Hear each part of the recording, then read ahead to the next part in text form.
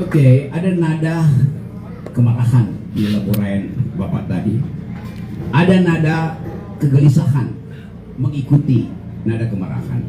Tapi ada nada tuntutan, ada nada perjuangan, ada nada optimisme bahwa semua yang dihasilkan dari bumi ini harusnya menimbulkan kemakmuran, keadilan di bumi ini. Jadi kita tahu bahwa Jakarta tidak bisa membaca Mimika. Mimika mampu membaca Jakarta. Jadi ada dua kondisi yang harus kita samakan. Cara Jakarta membaca Mimika beda dengan cara Mimika membaca Jakarta. Apa yang terjadi di situ? Salah dalam translasi atau memang grammarnya, tata bahasanya dikendalikan oleh tata bahasa nasional? Kan itu yang menyebabkan huru-hara politik itu bisa muncul tiap saat dan tanpa ada filter pikiran. Huru-hara itu masuk ke PBB, masuk ke Uni Eropa, soal Freeport. Saya tahu semua itu. Jadi yang kita ingin pastikan, kau tahu saja, kau mau sendiri. kemampuan Jakarta membaca Mimika sama dengan kemampuan Mimika membaca Jakarta. Jembatan itu namanya jembatan politik. Nah, kalau jembatan itu tidak dibungkus dengan keadilan, yang terjadi penghisapan Jakarta terhadap Papua, yang terjadi kemarahan Papua terhadap Jakarta. Kita ucapkan itu sebagai kalimat diplomasi. Tetapi fungsi saya adalah menerangkan bahwa kemampuan Mimika untuk membuat dalilnya sendiri itu harus jadi kesepakatan di dalam masyarakat ini. Itu pentingnya Pak Bupati ucapkan, dan rakyat jangan asal terima ucapan Pak Bupati. Bikin semacam komunitas-komunitas untuk memungkinkan menguji apakah ucapan Maximus itu bisa dimaksimalkan. Jangan namanya aja Maximus tapi nggak bisa dimaksimalkan.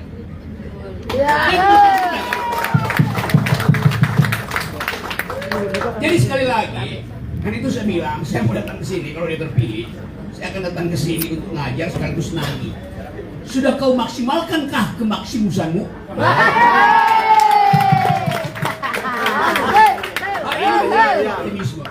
Dia mengucapkan, kalau kita lihat bahasa tubuhnya Pak Maximus, dia mengucapkan dengan greget supaya langsung hari ini dia mau eksekusi.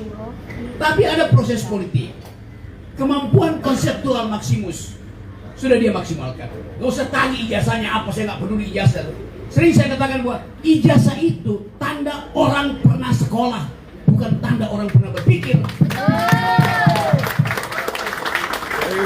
Di Jakarta tiap hari ada dokter, tiap hari ada guru besar dilantik di Jakarta, tapi otaknya kecil semua. Saya nggak lihat misalnya, saya udah ikuti debat-debat segala macam di Jakarta, di hampir semua negeri ini, nggak ada yang bertanya setajam teman-teman di sini. Nah itu maksudnya masyarakat sipil, itu fungsi LSM. Lakukan counter argumen supaya dialektikanya hidup. Jadi saya percaya bahwa forum semacam ini, Maximus jadi bupati, biasakan setiap minggu ada forum semacam ini. Diskusi. Saya pernah usulkan pada Pak Jokowi waktu itu, Pak Jokowi, supaya Anda tahu apa yang terjadi di masyarakat, bikin yang saya sebut political evening. Jurnalis paling kacau, paling nekat, undang ke istana. Dosen yang paling kritis, undang ke istana. Pengusaha yang paling mampu untuk dipidana, undang ke istana. Supaya ada pembicaraan. Ya, saya perlu usulan ke Pak Jokowi. Tapi yang diundang adalah lembaga survei, buzzer. Itu masalahnya. Akibatnya sampai sekarang orang tidak melihat ada prestasi Pak Jokowi. Padahal kita pilih dia untuk menghidupkan akal pikiran. Tapi itu udah lewat. Sudah harus ada perubahan. Nah sekali lagi, komunitas ini diajukan sebagai komunitas pikiran. Jadi bikinlah itu rumah kopi, rumah komunitas pikiran. Setiap minggu bupati ada di Hona itu untuk bicara. Ada modalnya nggak? Ada. Dulu di Prancis, waktu Perdana Menterinya Mitterrand, setiap minggu sore hari Mitterrand itu duduk di halaman dan mulai berbicara tentang masalah-masalah politik sehari-hari. Jadi sekali lagi kita ingin, oke. Saya ingin ada percakapan, itu intinya. Macetnya komunikasi karena percakapannya searah. Mana ini? Jadi mulailah dari hari ini, Pak Maximus, ucapkan pikiranmu, dan pikiran itu hanya disebut pikiran kalau ada yang bantah. Kalau Maximus sebagai bupati bicara dan gak ada yang bantah, itu artinya dia lagi berdoa.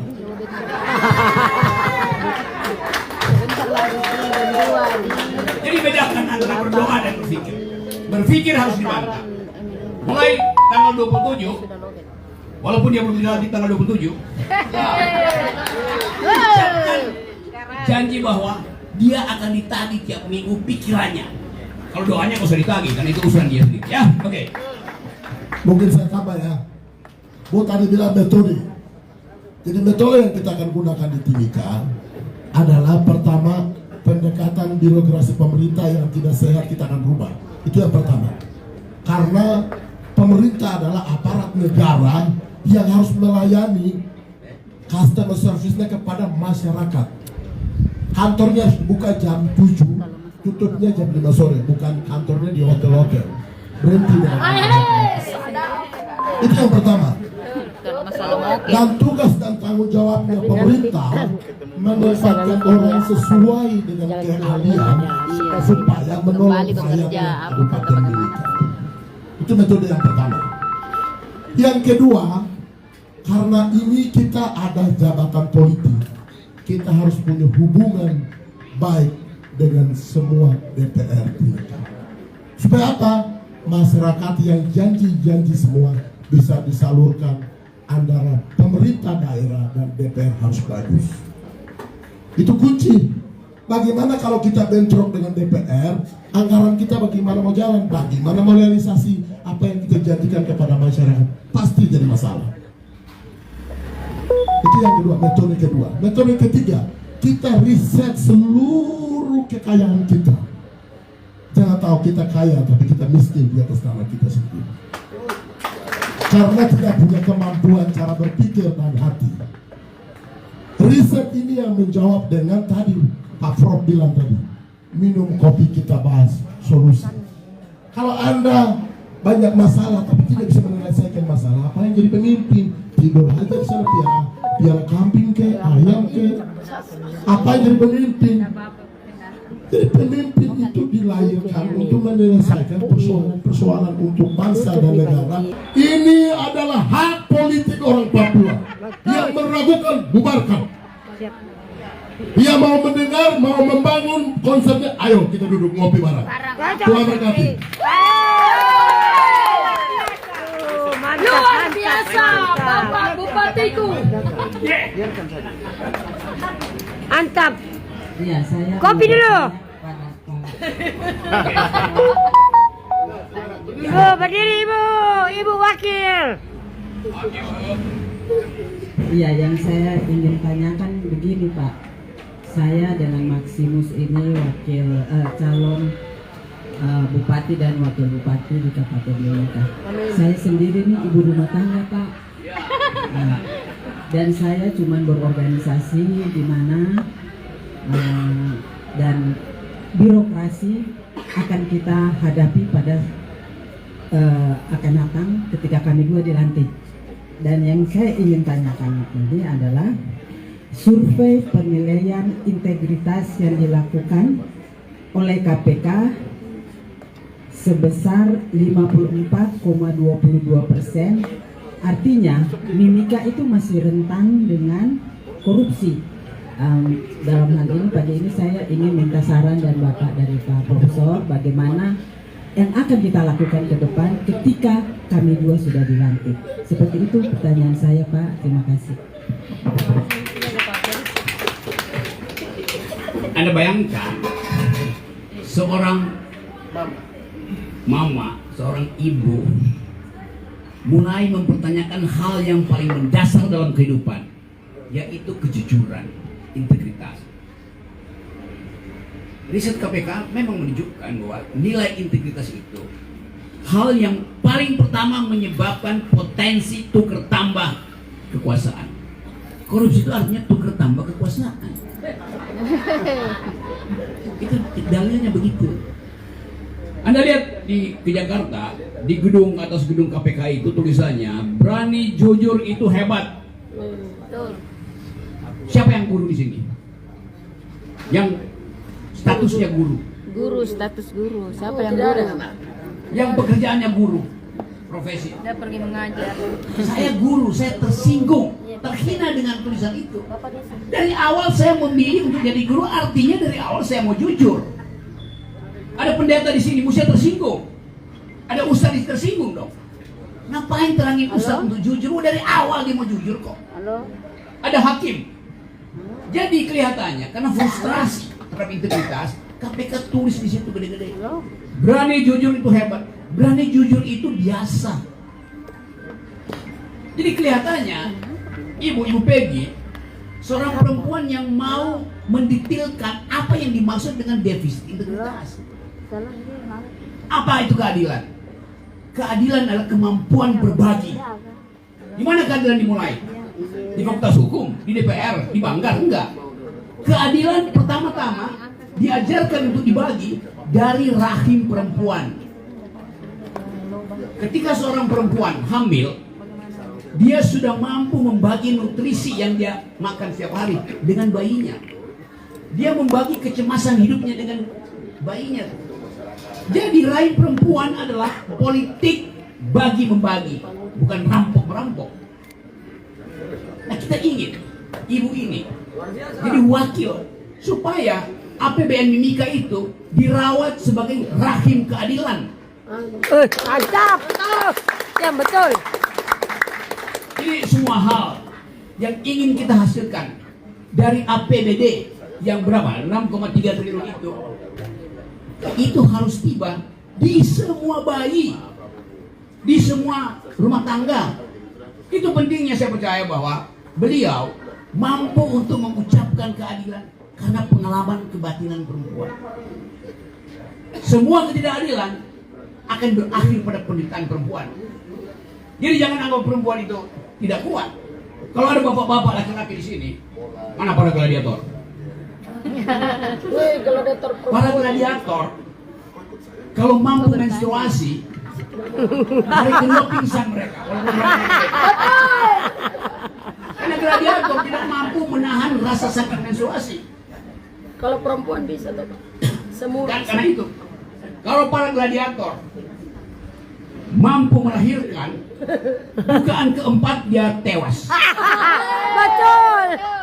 Hanya perempuan yang dimodali oleh Tuhan, oleh alam semesta untuk mampu bertahan. Kenapa?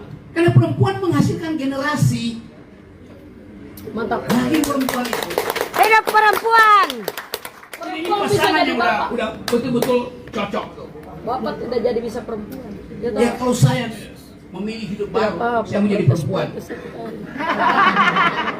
Tadi diterangkan bahwa ada gunung Seven Summit terdaftar di dalam ensiklopedia dunia itu. Saya belum pernah memang naik. Nanti naik. Berupaya tapi masih rentan karena soal keamanan. Berapa tinggi? 4.884.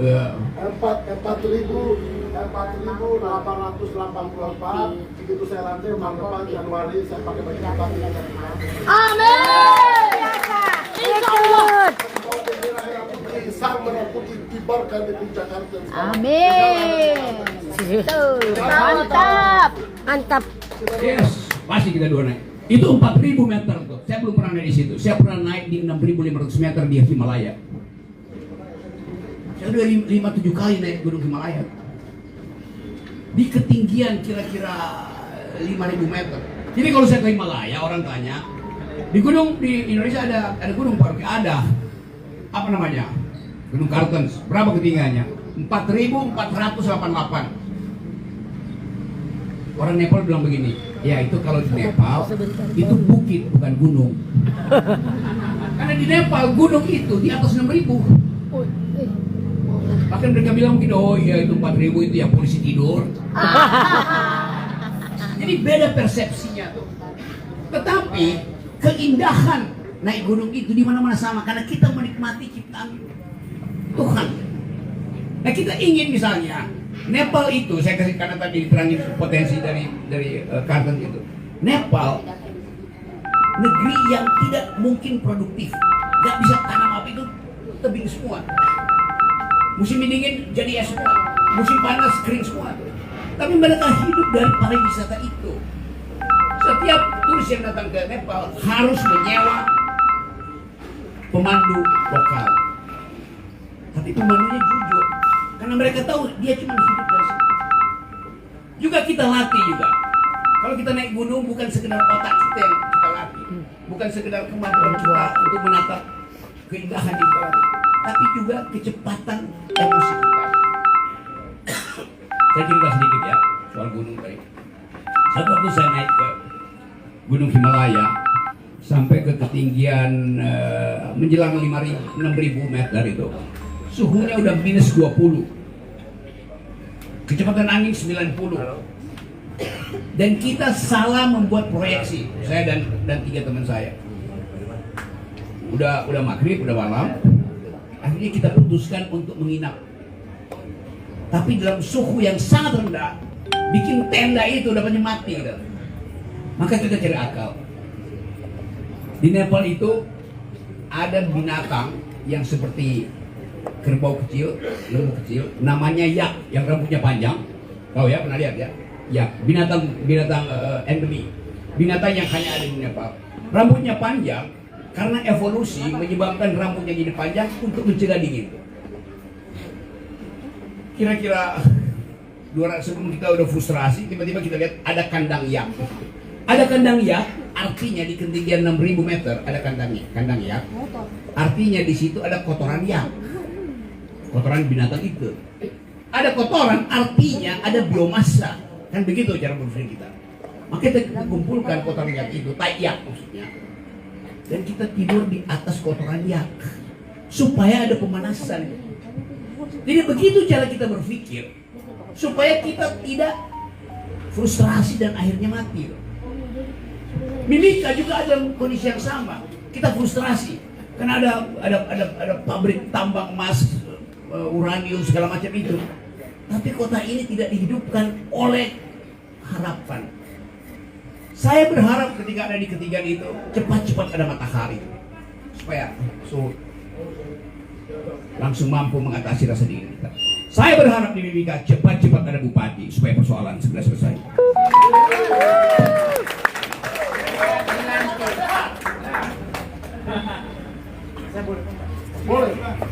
Boleh dong. Oke, baik. Sebelumnya, assalamualaikum warahmatullahi wabarakatuh. Selamat pagi, kakak-kakak, bapak ibu semua. Ini saya ingin berbicara karena saya merasa terpantik oleh pernyataan Ibu Peggy tadi. Salam kenal, saya Manik dari Jakarta. Salah satu muridnya Bung Rocky juga di UI, di kampus gitu ya. Saya agak terpantik sedikit karena Ibu Peggy tadi hanya bilang hanya seorang ibu rumah tangga. Bagi saya, Ibu Peggy itu sangat luar biasa. Teman-teman mungkin bisa membayangkan seorang ibu rumah tangga bicara korupsi pada saat debat, yang panas itu adalah dua pasangan laki-laki di sebelah kanan dan sebelah kirinya. Betul. Luar biasa. Seorang ibu rumah tangga yang selama ini bapak, kakak-kakak mungkin selalu lihat bahwa pekerjaan domestik adalah pekerjaan yang tidak ada nilainya. Pekerjaan domestik, cuci piring misalnya, bersihkan kasur, segala macam itu adalah pekerjaan yang sebenarnya juga punya nilai ekonomis. Tukang kebun juga. Artinya apa teman-teman semua?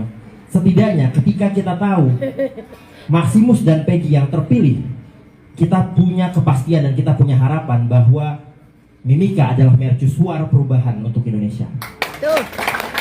Di Mimika, Bapak Ibu bisa melihat ada kakak Maximus dan juga melihat ada Ibu Peggy. Setidaknya mama-mama, kakak-kakak semua di sini tidak perlu khawatir karena ada yang paham bagaimana mengurus dan bagaimana menjadi seorang perempuan dan harus dikerjakan. Saat ini angka kematian ibu dan anak di Mimika itu masih lebih tinggi daripada rata-rata nasional. Ada sekitar 300 kematian, angka kematian ibu dan anak per 100.000 masyarakat atau penduduk, itu rata-rata nasional. Dan Mimika masih 400. Memang, Mimika. Bayangkan. Dan hal yang lebih parah lagi adalah, saya tadi coba membandingkan kakak-kakak. Mimika ini punya APBD hampir 7 triliun, betul kakak ya? Kita bandingkan dengan Kabupaten Klungkung di Bali, yang jumlah masyarakatnya hanya sekitar 200.000. Mereka punya 9 puskesmas paripurna. Di Mimika APBD-nya itu ada 7 triliun rupiah. Sementara di Kabupaten Klungkung hanya sekitar 1,7 triliun rupiah. Bisa bikin. Tapi kalau dibandingkan angka stunting di Kabupaten Klungkung itu hanya 3%. Di Mimika lebih dari 24%. Bayangkan kemana angka 7 triliun tadi, dan saya yakin dua paslon kanan kiri itu mendidih ketika mendengar kata korupsi tadi yang disampaikan oleh seorang ibu rumah tangga. Jadi bayangkan kakak-kakak, mama-mama semuanya yang hadir di sini, kita punya pemimpin yang paham penderitaan rakyat. Kita punya pemimpin yang paham bagaimana mengurus rakyat. Itu yang lebih penting hari ini menurut saya. Jadi ketika Kakak Maximus dan Kakak Peggy terpilih, sekali lagi saya mungkin bisa bilang, kata perubahan itu datangnya dari Mimika, dari bumi Papua. Dan perlu diingat, dari mana matahari terbit, kawan-kawan? Dari timur. Dan tunjukkan bahwa Mimika terbit untuk Indonesia. Ada uang, ada mantap. Kita kasih pertanyaan 2-3 orang, habis itu kita kopi dulu, kita foto-foto ya. Silakan perempuan dulu. Iya, perempuan. Silakan perempuan. Selamat siang semuanya, nama saya Amanda Sihab. Di sini saya senang sekali pagi ini ada paslon yang membuka forum seperti ini. Kita bisa lihat bagaimana antusiasnya semua kakak-kakak. Apakah ini menandakan selama ini kurangnya forum-forum dan akses untuk menyampaikan aspirasi? Betul. Itu yang pertama. Kedua, saya mau menyampaikan bahwa saya datang ke sini bukan asal datang. Saya sudah membaca buku Pak Maximus sampai habis. Sebelum saya datang ke sini, sebelum saya memutuskan untuk mengikuti kegiatan ini, saya sudah membaca buku Bapak. Saya juga sudah mencari rekam jejak Ibu Peggy sebelumnya, sehingga saya berani untuk memutuskan, insya Allah pasangan ini adalah yang memperhatikan Mimika. Dan kabupaten, saya mungkin bukan orang Papua, saya bukan lahir di sini, tapi ketika saya tinggal di sini, saya punya keprihatinan dan saya merasa bahwa di sini sangat sulit untuk menyampaikan aspirasi. Saya yakin banyak banget pemuda-pemuda Timika di sini yang memiliki potensi tapi tidak tahu harus menyalurkannya kemana. Jadi mungkin saya hanya menyampaikan pesan, jika Bapak dan Ibu terpilih, jangan sampai melupakan, jangan sampai gaya kemasyarakat ini hilang. Kemudian juga kita bisa lihat bahwa potensi pemuda Mimika di sini sangat tinggi. Dan satu lagi, Mimika saya yakin bahwa membutuhkan pemimpin yang mau menjadi fasilitator dari setiap potensi yang ada pada anak-anak Mimika. Ya, terima kasih.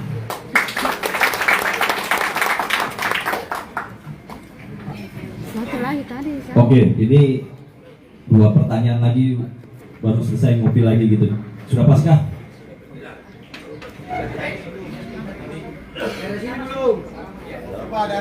Di sana belum. Pak, di sini belum. Di sini. Selamat pagi semua. Shalom. Sana banyak. Iya. Sudah kita. Assalamualaikum warahmatullahi wabarakatuh.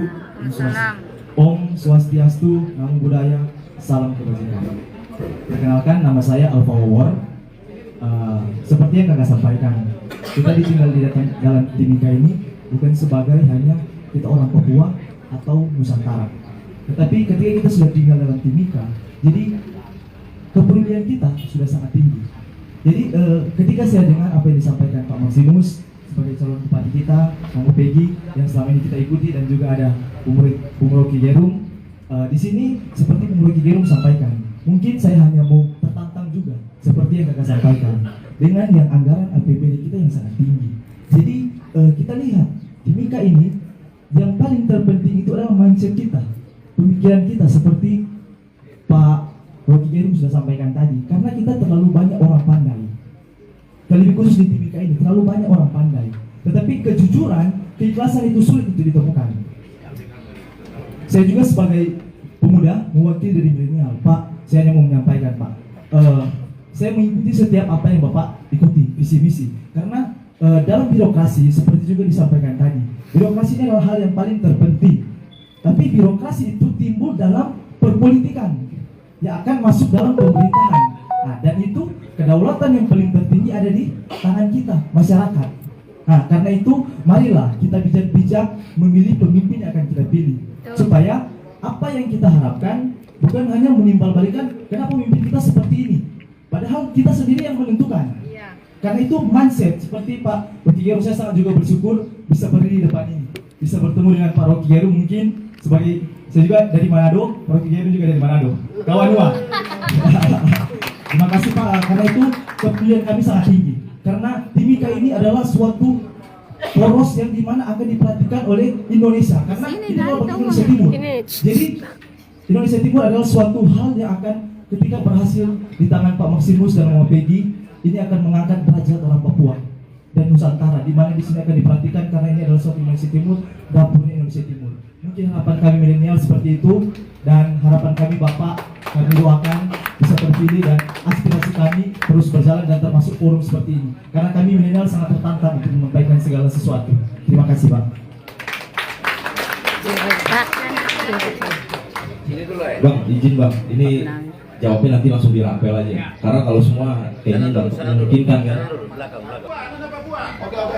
Iya, orang Papua Ya, sana. selamat pagi Bapak Ibu, Di sana ikut dong. Pak Roki yang kami hormati, Pak Bupati, Wakil Bupati dan tim dari Jakarta. Selamat MP3 untuk kita semua. Pertanyaan saya ini untuk Pak Roki bisa menjawab. Kami sudah hidup lama di Papua, lalu sudah diturunkan perda tentang minuman. Semua program itu bagus. Pak Bupati punya program sangat bagus sekali.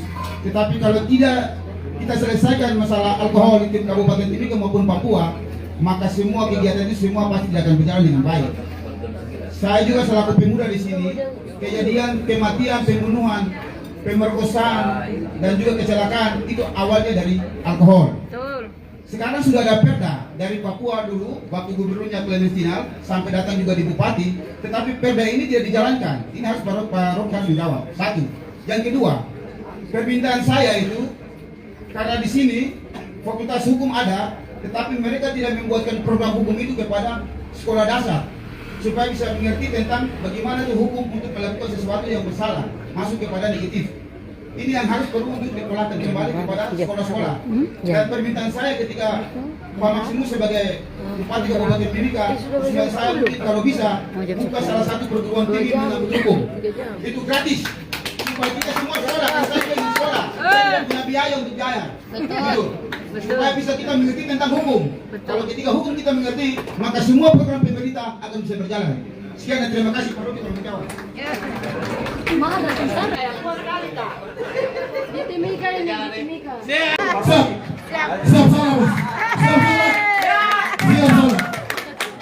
Lanjut Pak Roki. Saya nggak tahu nih, Pak Maximus bicara berapi-api kalau karena habis minum atau karena apa tuh? Habis minum kopi. Minum kopi Pak. Alkohol. Anda tahu nggak? Kalau hari Jumat malam Anda ada di Tokyo, satu kota itu goyang, mabok, tapi kekerasannya nol. Apa keterangannya? Warga Tokyo sudah sedemikian makmur, habis kerja dia cari penyaluran kebahagiaan dengan minum alkohol. Di sini terbalik, karena ada kerjaan minum alkohol.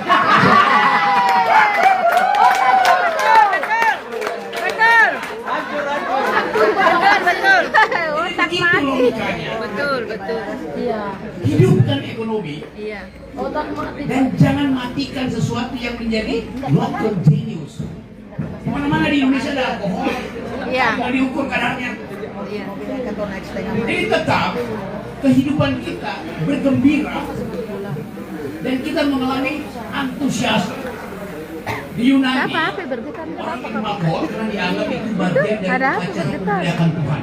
Pesta artinya berupaya untuk memuliakan Tuhan, Rotinya aja. bukan berupacara gara-gara di jalan. Jadi saya setuju ada regulasi di situ. Tetapi regulasi itu mesti berbasis pada keadaan real masyarakat. Tumbuhkan harapan. Ada pendidikan yang memungkinkan orang berpikir bahwa setiap anak Papua mampu untuk jadi doktor. bukan dokter yang nyebok. Ini sudah kompak memang hujan begini. Universitas. Supaya semua begitu begini jadinya. Kemampuan itu ada di kita. 6,5 triliun itu cukup apa tidak? Tidak cukup, melainkan lebih dari cukup. Kalau didistribusikan dengan kapasitas yang dikenali oleh pemimpin. Dan kadang-kadang 6,5 triliun itu tidak dikenali sebagai kapasitas, dianggap sebagai rezeki untuk dibagi-bagi. Nah, itu pentingnya tadi kita nanti kita tagih pada Pak Maximus, apakah dia masih lompat-lompat di sini ketika dia jadi gubernur? Bupati. Nah, saya mau dia jadi gubernur. Kita tagih toh, Pak. Ya kalau bupati itu udah pasti 27. Setelah tanggal 27 ada tim gladiator mempersiapkan dia jadi gubernur. 2009. Kan nggak mungkin menyelesaikan Papua hanya dengan jadi bupati. Betul. 2009 lompat jadi presiden. Ambisi itu mesti ada. Kita sebenarnya ambisi itu. Tetapi terukur dengan kapasitas kita, kemampuan kita. Jadi pertemuan yang bagus sekali. Saya dengar semua hal dan kita simpulkan dengan satu ide bahwa menumbuhkan NKRI artinya memungkinkan semua orang punya kesempatan yang sama untuk memimpin NKRI. Jangan curigai Papua, jangan curigai Mimika, jangan curigai Timika. Curigailah kemampuan kita sendiri yang kadang-kala rasa rendah diri membandingkan Timika, Mimika dengan Jawa. Kita lebih tinggi dari semua hal. Kalau kita bisa pastikan bahwa Timika ini akan jadi ibu kota peradaban, ibu kota kemakmuran, ibu kota pikiran. Itu yang mesti ada di benak semua warga Timika. Kita tidak ingin membandingkan pendidikan kita dengan UI. Timika harus punya universitas nomor 1 di Asia Pasifik. Amin.